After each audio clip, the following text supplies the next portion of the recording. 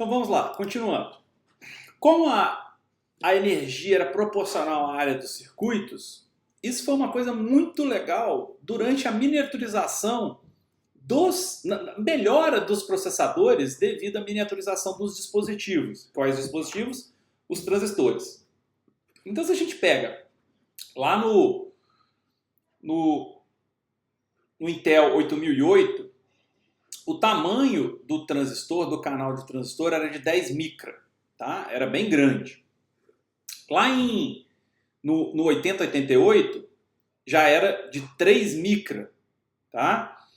E o 80286, nesse caso aqui da Intel, mas seguindo a arquitetura da AMD, né, perdão, mas seguindo a arquitetura da Intel, o 286, já tinha um transistor com largura de canal, comprimento de canal de 1,5 micron. Então o que acontecia nessa época? Como os transistores diminuíam, o número de transistores aumentavam, a eficiência energética melhorava, porque era baseado na área, né? Então assim, eu colocava mais transistores e a minha energia ficava boa, né? Eu precisava de menos energia, menos tensão para fazer os transistores funcionar. E, consequentemente, a performance melhorava bastante. Bom, isso aqui é o que a gente pode chamar, então, do desenvolvimento de ouro da computação, né? Da era de ouro do desenvolvimento computacional. Por quê?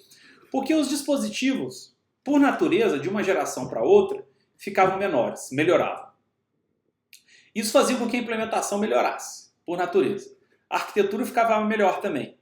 E o software também ficava melhor porque era sempre mais rápido. E essas coisas eram desenvolvidas de forma independente. O cara do software, mesmo ele fazendo o software lá 1 ano, 10 anos depois, aquele mesmo software ia rodar mais rápido porque essas coisas aqui iam estar mais rápidas. Tá? Ele não precisava reprogramar. Tá? As coisas eram independentes. Mas aí, a escala de Dennard falhou. Então o Dennard, que eu mostrei para vocês lá, que estava todo sorridente, já fica com a cara um pouquinho mais séria, né? Essa minha brincadeira aqui. O que aconteceu com a escala de Dennard? O Dennard não levou em consideração, até porque não imaginava que isso acontecer, ele fez lá a proposta dele da escala de Dennard na década de 70, 1970, ele não considerou a corrente de fuga para algumas tensões, tá? Isso aconteceu mais ou menos em 2005. Então, bem agora, numa época bem mais recente do que nós estamos vivendo, né?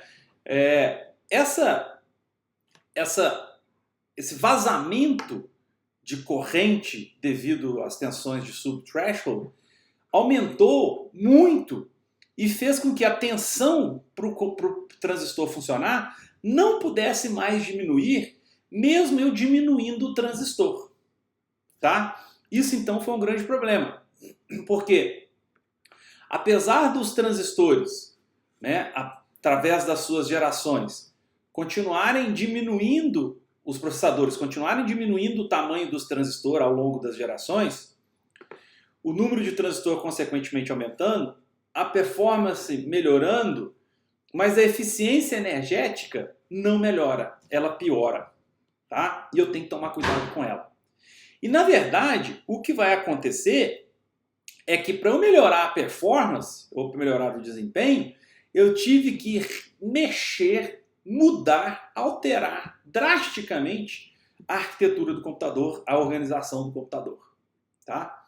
Então o que a gente vê está explicado por esse gráfico aqui, ó, que a gente observou. Então, olha só, desde lá da década de 70, né, antes da década de 70, o número de transistores nos processadores continua subindo, tá? A performance de um dispositivo só para de crescer logo depois ali de 2005, quando a gente encontra o problema na escala de Dennard.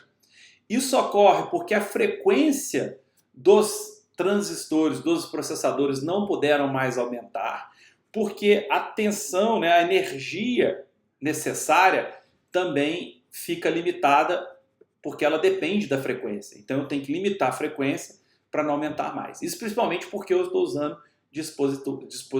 dispositivos de silício, transistores de silício. Mas eu não disse que o desempenho continuou aumentando. Por que eu falei que o desempenho parou? O desempenho parou para um single thread, ou seja, quando eu tenho uma máquina com um core só. Qual foi a solução, então, encontrada para continuar melhorando o desempenho dos computadores? Eu começo a aumentar o número de cores.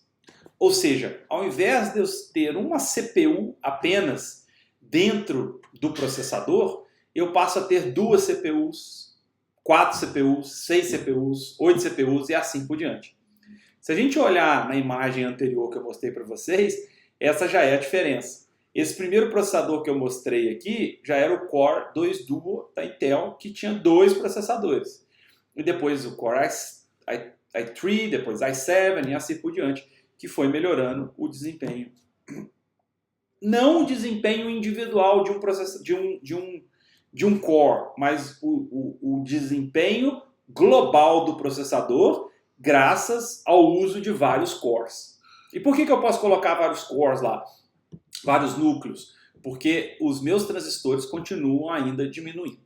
Ok? Bom, só que o gasto energético começa a aumentar bastante. E esse gasto energético também gera calor. Para resolver esse tipo de problema, as grandes empresas que precisam daqueles grandes computadores, né, na nuvem para processar informação aos montes, elas têm que começar a procurar soluções drásticas. Então, se a gente pega o Facebook e o Google, por exemplo, eles colocam vários centros de processamento em locais frios com energia relativamente barata.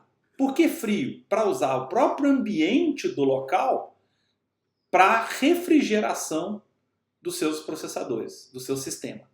Tá? Até soluções mais, digamos, criativas foram realizadas. Né? Em 2016, a Microsoft colocou um submarino, um data center de submarino dentro do fundo do mar, para usar o líquido do mar para fazer refrigeração. Tá? Eles continuam ainda fazendo testes com isso. É óbvio que eles não vão querer colocar um submarinozinho desse aqui, eles vão querer colocar vários. Né? E aí tem que ver todo o impacto ambiental, né, biológico que isso pode causar, porque pode causar até um aquecimento da água ali ao redor. Por que a gente precisa saber disso? Por que a gente precisa saber que os computadores estão evoluindo e que esses problemas, por exemplo, energéticos acontecem? Porque os computadores ainda continuam mudando. A gente não chegou na versão definitiva do computador. Né?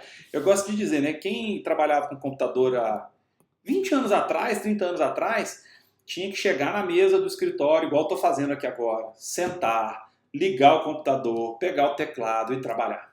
Né? Há 40 anos atrás não estava nem conectado na rede, na internet. Ele estava simplesmente usando uma máquina isolada para automatizar o ato de computar. Né? Mas as coisas foram mudando. Os computadores foram mudando, como a gente viu lá em cima. Mas além disso, né, mais recentemente, não é só o ser humano que vira o usuário do computador. Né? Com o advento dos sistemas embarcados, ou seja, os computadores pequenininhos, com muitos transistores, né? E com uma frequência mais baixa, nem sempre eu preciso de uma frequência muito alta, eu já economizo energia. E esses meus sistemas embarcados com conexão, conectados e ligados, embarcados nas coisas gerais, traz então a ideia de internet das coisas, né? IoT. Então a internet das coisas é eu embarcar computadores com conexões nas coisas antigas. Então eu trouxe aqui imagens de coisas bem antigas, né? Um carro antigo, um óculos tradicional, uma televisão antiga, uma geladeira antiga, um relógio antigo e um telefone antigo. E a gente sabe que esses caras aqui passam a ser usuários de computadores. Tá? E muda tudo, porque a quantidade de usuários de computador aumenta significativamente. E a quantidade de dados que eu tenho que processar aumenta significativamente. Tá? E a gente sabe muito bem que esses caras hoje são usuários e estão conectados ao computador. Né? Juntando isso, perdão, tem um artigo muito legal janeiro de 2017, então não é tão antigo assim, lá na Communications of the ACM, que fala das leis exponenciais do crescimento da computação.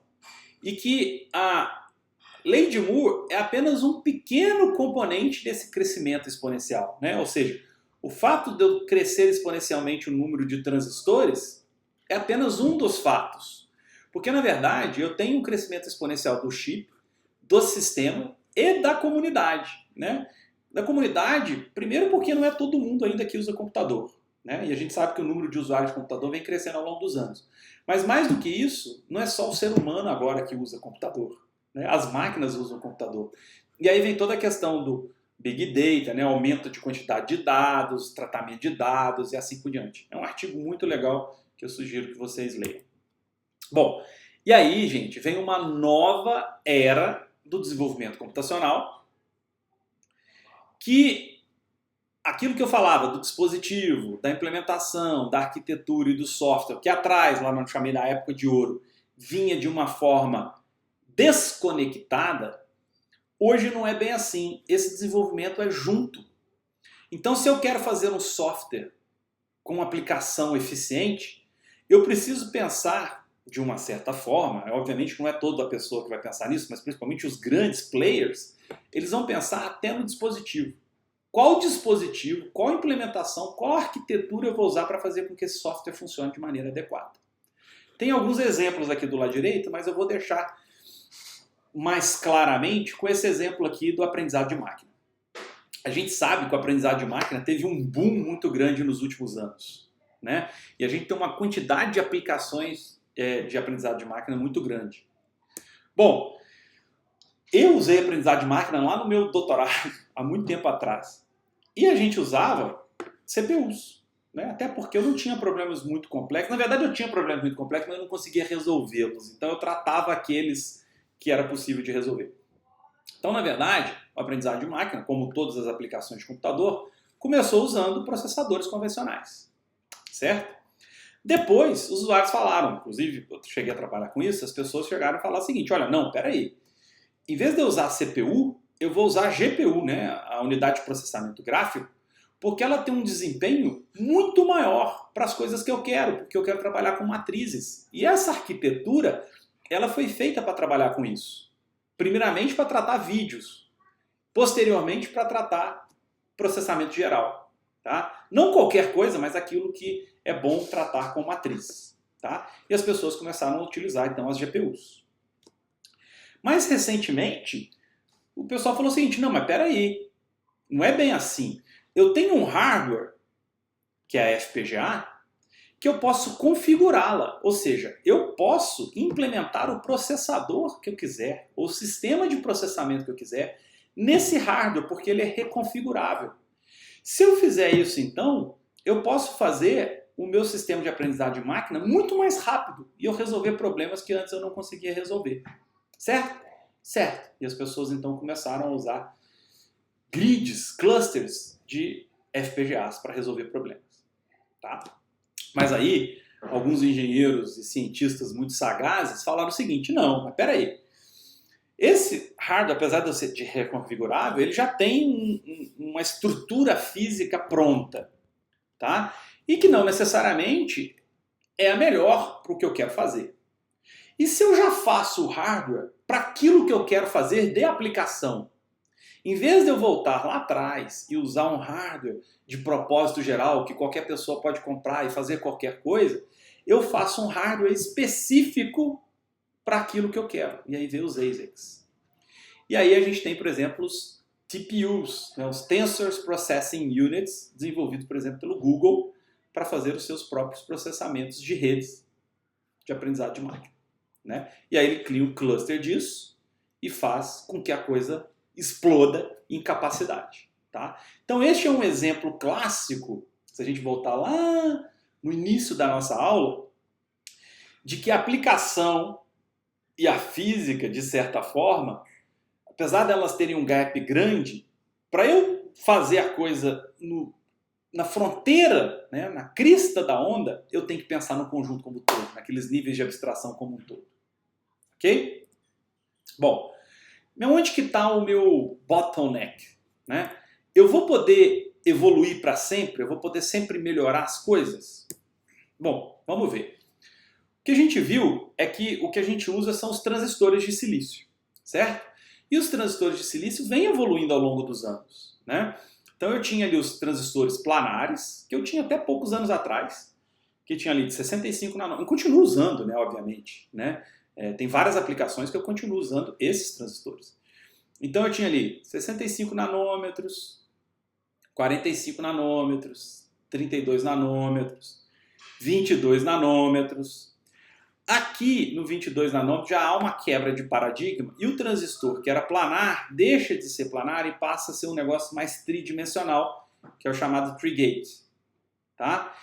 Mais recentemente, o que a gente está usando são esses Tree-Gates, FinFETs, Nano-Wire FETs. Né? O transistor tem uma reengenharia, né, para fazer com que o transistor funcione de maneira eficiente. E aí a gente vai para 14 nanômetros, 10 nanômetros. Hoje em dia a gente acha aí processadores com os 10 nanômetros, 7 nanômetros, já pensando em 5 nanômetros, 3,5 nanômetros e assim por diante. Vamos continuar para sempre diminuindo os transistores? Vamos pensar aqui. Aqui é uma maneira diferente de ver a lei de Moore. A lei de Moore ele diz sobre o número de transistores no processador, né? Aqui a gente está vendo o tamanho do transistor ao longo dos anos, tá bom? Porque eu aumento o número de transistores, diminuindo os transistores, tá? Então, eu tenho aqui o transistor numa escala logarítmica, tá? Ao longo dos anos, diminuindo. Quando eu chego aqui na barreira de 100 nanômetros, por volta ali de 2005, né? Aquela época ali que deu problema nos transistores, se eu pego 100 nanômetros em linha reta, lembra da nossa aula lá de introdução à nanociência e nanotecnologia? Vocês sabem muito bem agora o que é a escala de nanômetros. Se a gente pega ali 100 nanômetros em linha reta, e se eu coloco átomos de silício alinhados ali num cristal de silício, quantos átomos eu tenho? A resposta está aqui. 350 átomos de silício. É bastante, dá para eu trabalhar bem com o cristal. Mas o que eu quero é que os transistores continuem diminuindo, certo? Então, se a gente chega aqui em 10 nanômetros, eu tenho 35 átomos de silício. É um cristal, mas já é um cristal bem apertadinho, bem justinho. Se eu chego a 1 nanômetro, eu tenho 3 átomos de silício. 3 átomos de silício não é um cristal. Tá? 3 átomos de silício é um aglomerado de átomos de silício que vai ter propriedades completamente diferentes de um cristal semicondutor, que é o silício. Ou seja, eu não vou conseguir continuar miniaturizando os transistores para sempre. Vai chegar um limite. E é isso que a gente vai começar a pensar agora. E aí vem a pergunta, o que é nanocomputação? Tá? Bom, às vezes quando eu falo sobre nanocomputação, alguém pergunta assim, é um computador na escala nanométrica? A resposta é, gente, não. Se eu estou trabalhando com um transistor ali já no limite da escala nanométrica, obviamente eu não vou conseguir fazer um computador na escala nanométrica. Então o que é nanocomputação? Nanocomputação é a pesquisa e aplicação de nanoestruturas e nanodispositivos com o objetivo de criar uma nova geração de sistemas computacionais. É o que a gente acha também na literatura como a computação além do silício, ou além de Moore, né, que a gente vê Beyond Moore ou Beyond Silicon. Tá? Então, ou seja, uma outra definição, né, é o computador além dos transistores de silício. Isso não quer dizer, eu gosto de chamar muita atenção disso, porque às vezes, quando eu falava sobre isso, às vezes as pessoas sempre me criticavam na palestra, mas na verdade eu não queria dizer isso, né? Então eu deixo claro agora, o silício não vai ser completamente substituído. Ele vai ganhar aliados. Por que não vai ser completamente substituído? Pode até ser que seja, mas vai demorar muito. Nós não veremos.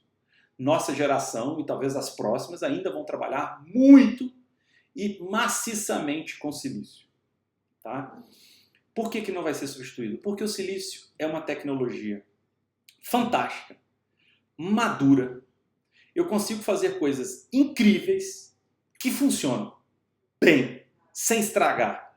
Imagina o processador do seu computador, que tem bilhões de transistores de silício, em escala nanométrica, que funcionam por anos a fio sem dar problema.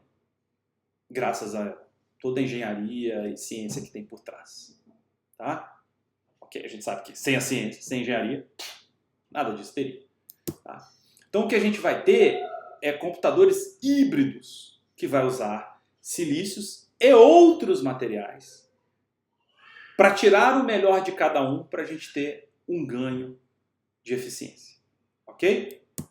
Bom, para finalizar isso aqui, antes da gente ir para o próximo vídeo, tem dois special issues, né, edições especiais no Proceedings of IEEE, né, ou nosso português aqui, nos Proceedings do I3E, editados por esses brilhantes cientistas aqui. São recentes, um, se eu não me engano, de 2018 ou 2019 e o outro agora de 2020, que é Non-Silicon Non-von Neumann Computing, parte 1, e o Non-Silicon Non-von Neumann Computing, parte 2. O que é Non-von Neumann Computing? O computador von Neumann é aquele computador convencional que a gente está acostumado. CPU, memória, comunicação CPU-memória, assim por diante. A ideia aqui é, já que a gente tem que mudar o material, a gente também tem que pensar em novas maneiras de pensar o computador. Tá? E lá vocês vão achar transistores de nanotubo de carbono, computação com DNA, spintronic e assim por diante. Tá? Vocês vão ter que fazer seminários sobre nanocomputação. Vocês vão poder escolher os artigos, a gente vai combinar isso na aula síncrona em breve. Sugiro que possam até procurar essas edições especiais para procurar um artigo para poderem falar. Vale muito a pena. Ok? Vou parar aqui para começar o próximo vídeo.